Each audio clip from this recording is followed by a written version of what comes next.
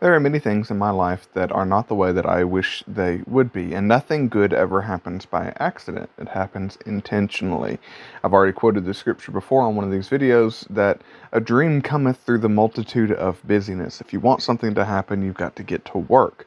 And so, with it being right after Christmas and coming up on New Year's, I jotted down 8 different ways that I wish my life were different, and ways that I want to improve myself in the next year. So I'm going to take the time between now and New Year's and share those things with what the scripture says about them. So, number 1, we are going to Matthew chapter number 17 over here, and there was a situation where the disciples couldn't cast out a demon-possessed individual, and Jesus tells them, "It was because of your unbelief, for verily I say unto you, if you have faith as a grain of mustard seed, you shall say to this mountain, remove hence to yonder place, and it shall remove, and nothing shall be impossible unto you.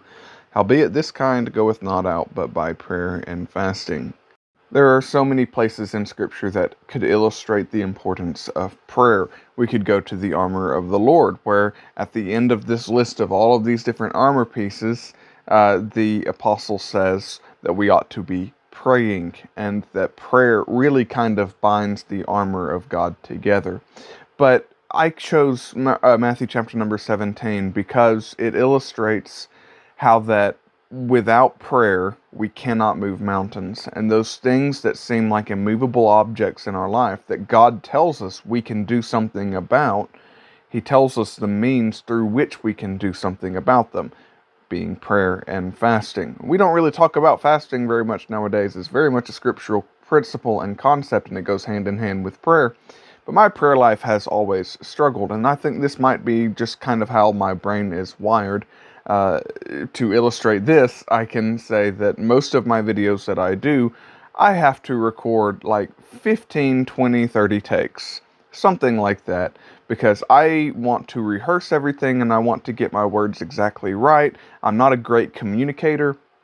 It takes a lot of work for me to communicate things well, and so prayer has always been a struggle for me because it's always kind of been okay, God, you know my heart. I don't even know my heart, but you know my heart, and I want to be more intentional in prayer. I want to have a prayer journal, and I want to be able to document the different mountains that I have asked God to move, and the different times that God has moved mountains in me.